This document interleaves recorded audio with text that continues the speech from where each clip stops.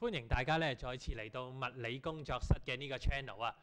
近排咧收到好多咧中三升中四嘅同學咧就問我，佢話咧我數學成績咧可能都係得60零分啫，咁究竟我係咪揀 physics 會好蝕底呢？因為聽啲同學或者師兄師姐講啦，去到 mechanics 即係力學上面咧運算咧好複雜㗎。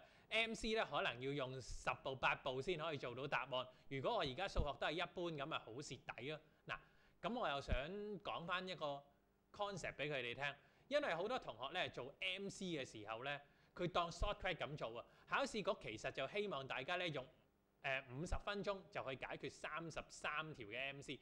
換句話說，即係分半鐘咧就去做一條 MC 嘅。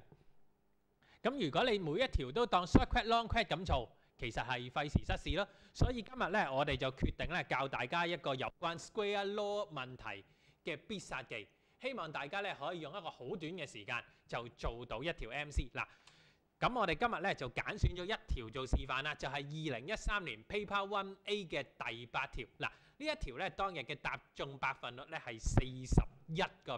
嗱，咁個題目係點嘅咧？嗱，我相信用畫圖嘅方法咧係容易啲表達嘅。咁個圖咧就係咁噶啦。好啦，嗱，而家咧呢件物件由靜止開始喺 X 嗰度。好啦，咁佢慢慢跌落嚟咯，會經過 Y 再經過Z。題目就俾咗 XY 同 YZ 嘅距離比例就係9:16，要求我哋就計算下由 X 到 Y 經過嘅時間 T1，再由 Y 到Z 經過嘅時間 T2，T1 比 T2 嘅 time ratio 時間比例。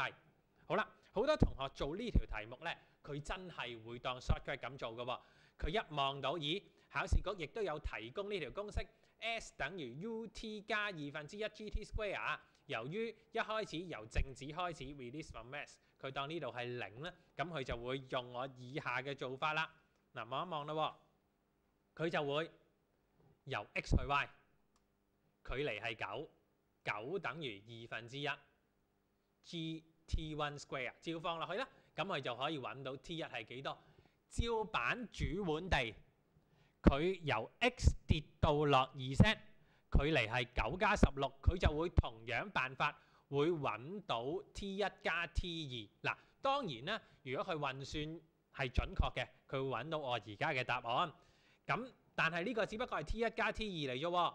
你要問 T1 比 T2 啊嘛，咁我就要計翻 T2 係幾多咯喎。咁我當然啦，減翻上面個答案咪係咯。嗱，有啲睇緊而家呢個 channel 嘅朋友呢，可能佢都抄緊呢個答案喎。如果你真係而家抄，你可能會發覺，咦，可能要用成分鐘先可以揾到個答案係3:2。所以有見及此，我今日咧就要教大家一個解決 square law 嘅必殺技啦。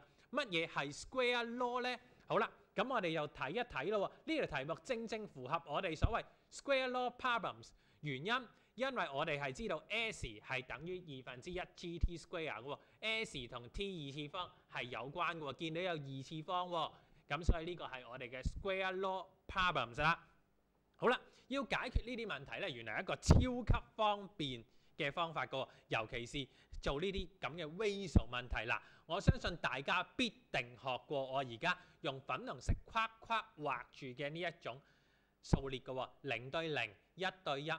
2:4、3:9、4:16、5:25，係咪二次方啫嘛？嗱，當你一用呢個，我相信而家你只係用10秒，一定解到呢條問題。因為9對應於3，所以 T1 我哋知道係3，T1 加 T2 係9加16，即係25，對應於5，所以 T1 加 T2 就係5啦。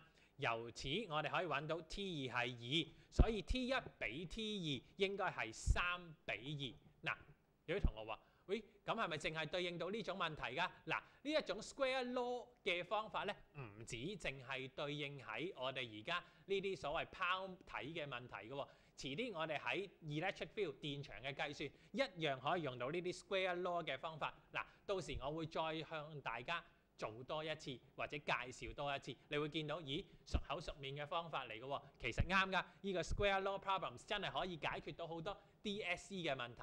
嗱，今日咧去到呢度先，下次咧會幫同學解決一啲有關圖像上嘅問題，因為圖像嘅問題咧喺 DSE 啊啲同學都會錯得幾多下㗎。咁我哋下集再見啦，拜拜。